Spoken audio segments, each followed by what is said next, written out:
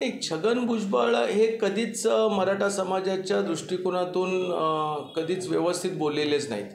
हे किती आंदोलनं झाली आणि मराठा समाजाला जर काय मिळायला लागलं तर त्यांच्या पोटात दुखत असतो. माझा मुद्दा येणार की भुजबळांना जर वाटत असेल तर भुजबळांनी पहिलं त्यांचे पक्षाचे नेते आदरणीय उपमुख्यमंत्री अजितदादा पवारांची चर्चा करून मुख्यमंत्र्यांच्यावर बैठक करावी आणि ते जर संतुष्ट नसतील तर त्यांनी प्रत्यक्षात मंत्रिमंडळाचा राजीनामा देऊन रस्त्यावरती उतरावं. नमस्कार, माय महानगरमध्ये आपलं स्वागत. माय महानगरच्या खुल्लम खुल्ला या विशेष कार्यक्रमामध्ये आज आपल्या स्टुडिओमध्ये उपस्थित झालेले आहेत अण्णासाहेब आर्थिक विकास महामंडळाचे अध्यक्ष नरेंद्र पाटील साहेब. खरं म्हणजे गणेश उत्सवानिमित्त पाटील साहेबांचं नाशिकमध्ये आगमन झालेलं आहे आणि विविध ठिकाणी ते भेटी देत आहेत. परंतु पाटील साहेब आले म्हटल्यानंतर विविध विषयांवर त्यांच्याशी चर्चा मात्र केलीच पाहिजे. कारण अण्णासाहेब आर्थिक विकास महामंडळाच्या माध्यमातून मराठा उद्योजक घडवण्याचं अतिशय सुंदर असं काम त्यांच्या माध्यमातून सुरू आहे. परंतु अलीकडे जो मुद्दा चर्चेला जातो आहे त्यावर देखील आपण त्यांच्याशी चर्चा करणार आहोत. गेल्या काही दिवसांपासून मराठा आंदोलनाच्या विषयासंदर्भात जो काही राज्यभर चर्चेचा मुद्दा झालेला आहे त्या संदर्भामध्ये राज्य शासनानं नुकताच एक निर्णय घेतलेला आहे आणि मराठा समाजाला आरक्षण देण्यासंदर्भातला जो GR आहे तो काढलेला आहे. एकूणच हे आंदोलन आणि हा जो काही आरक्षणासंदर्भातला जो काही शासनानं निर्णय घेतलेला आहे त्या संदर्भात आपण पाटील साहेबांशी चर्चा करणार आहोत. साहेब, सर्वप्रथम माय महानगरमध्ये आपलं स्वागत आहे. गेल्या काही दिवसांपासून जसं सांगितलं की मराठा आरक्षणाचा जो काही मुद्दा गाजतोय, हे जे काही आंदोलन झालं म्हणजे यापूर्वी देखील वर्ष दीड वर्ष हे आंदोलन चर्चेत होतं आणि आता गेल्या 5 दिवसांपासून आपण कसं बघता या आंदोलनाकडे? या आंदोलनाला कितपत यश मिळालं असं आपल्याला वाटतं? नाही, ह्या आंदोलनामध्ये मी फार सकारात्मक बघत असताना या आंदोलनाची सुरुवात 1980 पासून सुरू झाली, ज्यामध्ये कैलासवासी आमदार अण्णासाहेब पाटलांनी आर्थिक निकषावरती आरक्षण.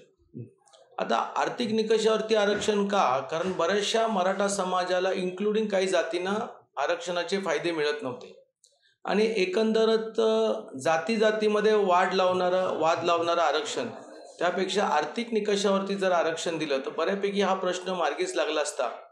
परंतु त्या काळामध्ये तत्कालीन काँग्रेसच्या मुख्यमंत्र्यांनी ह्याला दुर्लक्ष केलं आणि वडिलांनी बलिदान दिलं. आज कित्येक वर्षानंतर जर या महाराष्ट्रामध्ये कुणी आरक्षणाला स्पर्श केला असेल तर आदरणीय देवेंद्र फडणवीस साहेबांनी. मग 2014 ते 19मध्ये त्यांनी स्पर्श केला. त्याचबरोबर त्यांनी SC-BC मधून 16% आरक्षण जाहीर केलं. कालांतराने ते 12 आणि 13% गेलं आणि परत एकनाथ शिंदे साहेबांनी या आरक्षणाकरिता खास करून मराठवाड्याच्या कुणबी नोंदणीसाठी एक विशेष मोहीम त्या ठिकाणी राबवली. आणि काल तर प्रत्यक्षात जरांगे पाटलांचं आंदोलन ज्यावेळेला मुंबईला आलं आणि त्याची तीव्रता ही आदरणीय देवेंद्र फडणवीस साहेबांनी समजून घेतली आणि म्हणूनच राज्याचे मुख्यमंत्री म्हणून त्यांनी उपसमितीचे अध्यक्ष राधाकृष्ण विखे पाटील साहेबांच्या माध्यमातून विशेष बाब मराठवाड्यामध्ये हैदराबाद गॅझेट हे लागू करून मराठा समाजाला त्या ठिकाणी आरक्षण कुणबी नोंदी म्हणून या ठिकाणी देण्याचं त्यांनी मान्य केलेलं आहे. हे खरं म्हणजेच फार मोठं यश मराठा समाजाचं आहे. पण साहेब, जसं तुम्ही म्हणालात की 1980 पासून ही आरक्षणाची चळवळ सुरू झालेली आहे, तर जरांगेंच्या माध्यमातून याला कुठंतरी यश आलं असं म्हणता येईल? नक्की. बघा, माझ्या वडिलांनी अण्णासाहेब पाटलांनी सुरुवात जरी केली असली तरी वडिलांच्या निधनानंतर मराठवाड्याचे सुपुत्र प्राध्यापक देवीदास वडजे सर, मग कैलासवासी अण्णासाहेब जावळे पाटील, स्वर्गीय विनायकराव मेटे साहेब, असे असंख्य लोकांनी या आंदोलनाचं नेतृत्व टप्प्याटप्प्यामध्ये केलेलं आहे. मागच्या 1-1.5 वर्षामध्ये अचानकपणे जरांगे पाटलांचं नेतृत्व महाराष्ट्रामध्ये वरती येताना आपण पाहिलं. परंतु त्यांच्या जर मागण्या बघितल्या, हे सगळ्या मागण्या आमच्या मराठवाड्याच्या असणाऱ्या लोकांशी समतोल ठेवणाऱ्या आहे आणि म्हणून जरांगे पाटलांचं नेतृत्व या महाराष्ट्राने या आंदोलनाच्या निमित्ताने स्वीकारलेलं आहे. पण साहेब, यामध्ये एक मुद्दा असा देखील उपस्थित होतो, मराठा समाजातीलच काही नेत्यांनी या निर्णयावर आक्षेप घेतलेला आहे की या माध्यमातून जो काही शासनाने काल निर्णय घेतला, जे काही GR काढले त्या माध्यमातून एकही दाखला जो आहे तो मिळणार नाही, याचा काहीही एक फायदा होणार नाही, असा देखील आरोप विनोद पाटील जे आहेत, आंदोलक जे आहेत, याचिकाकर्ते आहेत, त्यांनी केलेला आहे. तुम्ही कसं बघता याकडे? नाही, हरकत नाही. यदा कदाचित विनोद पाटलांचा तो वैयक्तिक विषय असू शकतो, परंतु या विषयावरती मी पाहताना खूप पॉझिटिव्ह बघतो. राज्याचे मुख्यमंत्री म्हणून एक देवेंद्र फडणवीस आहेत तर ते स्वतः वकील पण आहेत आणि जर एक वकील माणूस ज्या वेळेला स्वतः या राज्याचा कारभार पाहतो त्यावेळेला त्या ह्या सगळ्या गोष्टीच्या बद्दल अभ्यासपूर्वक त्या ठिकाणी जात असतात. म्हणून यदाकदाचित विनोद पाटलांच्या पण जर काही प्रश्न असतील तर नक्कीच त्यामध्ये साहेब या ठिकाणी लक्ष घालतील. पण मराठवाड्यातील असणाऱ्या कुणबी मराठा समाजाला हैदराबाद गॅझेट त्यांनी लागू केलं ही वस्तुस्थिती आहे. तर साहेब यापूर्वी देखील मराठा समाजाला या सुविधा मिळतच होत्या. तर हा जो कालचा निर्णय आहे तो आणि ह्यापूर्वी मिळत असलेल्या सुविधा आहे, नेमका यामध्ये असा किती मोठा बदल होईल असा? नाही, याच्या अगोदर बघा तुम्ही बघितलं की पंजाबराव देशमुख साहेबांनी मराठा कुणबी या नोंदणी केल्या त्यावेळेला मराठवाडा आणि विदर्भामध्ये बऱ्यापैकी लोकांनी कुणबी प्रमाणपत्र घेतले. परंतु मराठवाड्यातला मूळ जो मराठा समाज आहे त्यांनी घेतले नाही किंवा घेऊ शकले नाहीत. SCBC मधून खूप फायदा झाला, ही गोष्ट खरी आहे. परंतु SCBC टिकलं नाही. मग EWS आलं. EWS देत असताना लोकांनी मागणी केली की नाही तुम्ही मराठवाड्यासाठी विशेष बाब म्हणून हैदराबाद गॅझेट लागू करा. म्हणजे हे सगळं कोण मागणी करतं? तर जर तुम्ही एक मला जर विचारलं तर तुम्ही म्हणाल तर आजही मी म्हणेल की आर्थिक निकषावरती आरक्षण. जर आम्ही SCBC आमचं जर घालवलं नसतं, आपलं EWS जर आमचं टिकलं असतं तर यामध्ये खूप मोठ्या संख्येने आम्ही त्याच्यामध्ये फायदा घेऊ शकलो असतो. पण हरकत नाही, आंदोलनकर्त्यांना असं वाटलं की EWS पेक्षा SCBC पेक्षा आम्हाला हैदराबाद गॅझेटमध्ये फायदा होत असेल तर ते मुख्यमंत्र्यांनी फडणवीस साहेबांनी ते मान्य केले आणि ते लवकरच या ठिकाणी लागू पण होईल. साहेब या आंदोलनामध्ये जर आपण एक बघितलं तर मनोज जरांगे पाटील यांनी फडणवीसांना टार्गेट केलं, त्यांच्यावर आरोप झाले, जे फडणवीसांवर अनेक आरोप या आंदोलनाच्या माध्यमातून केले गेले. या आंदोलनाला बाहेरच्या लोकांकडून पाठिंबा असल्याचं देखील बोललं जातं. म्हणजे जरांगेंना काही सरकारमधील देखील काही लोकांनी पाठिंबा दिला असे देखील आरोप केले जातात. बघा, फडणवीस साहेबांसारखं एक महाराष्ट्राला असं नेतृत्व मिळाले की जे 14 ते 19 अशक्य गोष्टी त्यांनी करून दाखवल्या. ते कुठल्याही धूर्त राजकारण्याला बळी पडले नाहीत. त्यांच्यावरती ज्या टिकण्या झाल्या त्या राजकीय वैमनस्यावरून झालेल्या आहेत. कारण त्यांनी त्या काळामध्ये मराठा समाजाला खूप काही दिलेलं आहे, ह्याचा मी पण एक साक्षीदार आहे. आज जे काही टीका झाल्यात त्या टीकेच्या माध्यमातून ते कुठेतरी त्यांचा तोल जावा, त्यांनी कुठेतरी मराठा समाजाच्या बरोबर वादविवाद करावे अशा काही विरोधकांची फार इच्छा होती, किंबहुना त्यांची व्यूहरचना तशीच होती. परंतु देवेंद्र फडणवीस साहेबांनी कधीही जीवनामध्ये स्वतः किंवा आपल्या वैयक्तिक कधी विषय घेतला नाही. यदाकदाचित त्यांचं मन फार मोठं आहे आणि ते सगळ्यांना सामावून घेऊन, आणि त्यांचा उद्दिष्ट फार एकदम सोपा होता की शिव्या देणाऱ्या किंवा वेडवाकडं बोलणाऱ्या माणसाचं पोटात काय दुखतंय, तर त्याची मागणी रास्त आहे का? त्याची मागणी रास्त होती म्हणून त्याला न्याय दिला आणि त्यांनी कधी मनावर घेतलं नाही. त्यांनी सदैव कामावरती लक्ष दिलं आणि म्हणूनच ते म्हणतात की लोक शिव्यानं ओळखत नाहीत, लोक कर्तृत्वाने आणि कामाने ओळखतात. हे बरोबर आहे तुमचं की फडणवीस साहेबांनी यामध्ये बऱ्याचशा 2014 ते 2019 बरेचसे प्रयत्न केले. परंतु अलीकडच्या काळात पाहिलं, आता कालच जे आंदोलन समाप्त झालं त्यावेळेस जरांगे पाटलांनी मागणी केली होती की त्या उपोषण सोडण्यासाठी मुख्यमंत्र्यांनी स्वतः या ठिकाणी यावं. मुख्यमंत्री तिथे गेले नाही. परंतु आता उद्या मात्र ते OBC समाजाचं जे आंदोलन सुरू आहे त्या आंदोलकांना भेट देणार आहे.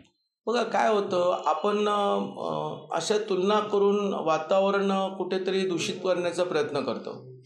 कसं आहे की साहेब काल प्रत्यक्षामध्ये कुठे होते तर दिवसभर नागपूरला होते. आज खरं म्हणजे साहेबांनी नागपूरचा सर्व दौरा उरकल्यानंतर माझ्या घरी वडिलांना अभिवादन करण्यासाठी आले की ज्याची यांनी मराठा आरक्षणाची सुरुवात स्वर्गीय आमदार अण्णासाहेब पाटलांनी केली होती म्हणून. आणि म्हणून ते इकडं आले तिकडं गेले नाहीत, तिकडे जाते आहेत आमच्याकडे आले नाहीत. ही तुलना करण्यापेक्षा आपल्याला काय पदरी पडलं हा विश्वास आपल्यामध्ये जो आहे तो विश्वास आपण ठेवावा. मुख्यमंत्री म्हणून किंवा देवाभाऊ म्हणून महाराष्ट्रातील मराठा समाजाच्या पाठीशी खंबीरपणे उभे आहेत. हे कुणावरही अन्याय करणार नाहीत हे जी मला ठामपणे विश्वास आहे. साहेब हा निर्णय झाल्यानंतर आता OBC संघटना देखील आक्रमक झालेल्या आहेत. लक्ष्मण हाके यांनी आज GR देखील फाडला. छगन भुजबळ नाराज आहेत. त्यांनी आज कॅबिनेट मंत्री जी मंत्रिमंडळाची बैठक होती त्याच्यावर देखील बहिष्कार घातला आणि लवकरच कायदेशीर मार्ग अवलंबवणार असल्याचा देखील इशारा त्यांनी दिलेला आहे. तर कुठेतरी आता हा वाद आता दुसऱ्या दिशेने वाढत जाऊन पुन्हा हा जो काही निर्णय आहे तो कोर्टाच्या म्हणजे न्यायालयाच्या कचाट्यात सापडतो की काय अशी शक्यता आता निर्माण होते आहे. कसं पाहता आपण OBC आंदोलकांकडून ज्या पद्धतीनं आरोप प्रत्यारोप सुरू आहे? एक छगन भुजबळ हे कधीच मराठा समाजाच्या दृष्टिकोनातून कधीच व्यवस्थित बोललेलेच नाहीत. हे किती आंदोलनं झाली आणि मराठा समाजाला जर काय मिळायला लागलं तर त्यांच्या पोटात दुखत असतो. परंतु त्यांनी एक लक्षात ठेवलं पाहिजे की तेही मंत्रिमंडळामध्ये कॅबिनेट मंत्री आहेत. त्यांच्या पक्षाचे नेते अजितदादा पवार आहेत आणि त्यांनी त्यांच्या पक्षाचे नेते अजितदादा पवारांची सल्ला मशवरा करणं गरजेचं आहे आणि अजितदादा नक्कीच त्यांच्या मनामध्ये जर काही किंतु परंतु असतील तर राज्याचे मुख्यमंत्री म्हणून देवेंद्र फडणवीस साहेबांशी ते भेटतील, बोलतील, चर्चा करतील, त्यांच्या मनामध्ये जे काही शंका आहे ते दूर करतील. आता कोर्टात जायची भाषा कुणीच करू नये, कारण कोर्टामध्ये जरी गेलं तर आम्ही काय हात हलवत राहणार नाही, आम्ही पण आमच्या पद्धतीने तयार करू. पण राज्याचा एक मंत्री म्हणून ज्यावेळेला ते एका न्यूज चॅनलवरती बोलतात त्यावेळेला त्यांच्या पक्षाचे अध्यक्ष खासदार सुनील तटकरे साहेबांनी हे गांभीर्याने घेतलं पाहिजे आणि त्यांना योग्य समज दिली पाहिजे. ओबीसी आरक्षणाला यामुळे धक्का लागू शकतो असा त्यांचा आरोप आहे. लक्ष्मण हाकेंनी देखील असा आरोप केला आणि आज GR देखील त्यांनी फाडलेला आहे. लक्ष्मण हाके सामान्य कार्यकर्ता आहे, त्यांनी त्यांच्या समाजाचं नेतृत्व करावं. आमच्या मनात त्यांच्याबद्दल काही द्वेष नाही आहे. त्यांना वाटत असेल तर त्यांनी जरूर करावं. परंतु माझा मुद्दा येणार की भुजबळांना जर वाटत असेल तर भुजबळांनी पहिलं त्यांचे पक्षाचे नेते आदरणीय उपमुख्यमंत्री अजितदादा पवारांची चर्चा करून मुख्यमंत्र्यांच्यावर बैठक करावी आणि ते जर संतुष्ट नसतील तर त्यांनी प्रत्यक्षात मंत्रिमंडळाचा राजीनामा देऊन रस्त्यावरती उतरावं आणि जर ती वेळ आलीच तर मग आम्ही पण त्या पद्धतीनं ताकदीनं उतरू. साहेब, आपण आर्थिक विकास महामंडळाचे देखील अध्यक्ष आहात. इतर महामंडळांची जर आपण सध्याची परिस्थिती बघितली तर त्या तुलनेमध्ये आपलं महामंडळ अतिशय चांगल्या पद्धतीनं काम करत आहे. आत्तापर्यंत महामंडळ स्थापन झाल्यापासून कशा पद्धतीनं महामंडळ काम करत आलं आहे आणि किती उद्योजक या माध्यमातून घडवले? खरं म्हणजे 1999ला सरकार बदललं, पण सरकार बदलून देखील पण मराठा समाजाला तत्कालीन त्यावेळच्या काँग्रेस आणि राष्ट्रवादींनी न्याय दिला नाही. देवेंद्र फडणवीस साहेबांच्या लक्षात आलं की महामंडळामध्ये मोठ्या प्रमाणामध्ये करप्शन होतो, कधी चेअरमन, कधी संचालक मंडळ किंवा MD करतात आणि मूळ समाजाला न्याय मिळत नाही. म्हणून त्यांनी याची जी रचना केली या रचनेप्रमाणे व्यवसाय करण्यासाठी बँकेमधून कर्ज आणि घेतलेलं कर्ज व्याज हे महामंडळ देईल. आज महाराष्ट्रामध्ये 1.5 लाख मराठा उद्योजक झालेत. हा सगळ्यात मोठा जो उद्योजक वर्ग आहे ना हा ग्रामीण भागचा आहे. त्याच्यामुळे 12,000 कोटीपेक्षा जास्त कर्ज वाटप बँकेने दिलेलं आहे आणि 1300 कोटीपर्यंतचं व्याज परतावा महामंडळाने दिलेलं आहे. एकंदरच मराठा समाजासाठी ही फार मोठी संजीवनी आहे, कारण या योजनेमध्ये जे लाभार्थ्यांनी लाभ घेतलेला आहे त्यांनी या व्यवसायामध्ये स्थिर होऊन अजून कर्ज घेऊन व्यवसाय वाढवलेला आहे. खरंच धन्यवाद देवाभाऊ, तुमच्या या दूरदृष्टीमध्ये महाराष्ट्र हा मराठा उद्योजक होण्याच्या दृष्टिकोनातून एक मोठी वाटचाल त्या ठिकाणी करत आहे. तर हे होते अण्णासाहेब आर्थिक विकास महामंडळाचे अध्यक्ष नरेंद्र पाटील साहेब, ज्यांनी आपल्याशी मनमोकळा संवाद साधला. मराठा आरक्षण असेल, त्याच पद्धतीनं ओबीसी संघटनांकडून ज्या पद्धतीनं मराठा आरक्षणावर आरोप केले जात आहेत, आरोप प्रत्यारोपाच्या फैरी लढत आहेत, त्यावर देखील त्यांनी मनमोकळा असा संवाद साधला. आणि निश्चितपणे साहेब, आपण या ठिकाणी आलात, आपले धन्यवाद.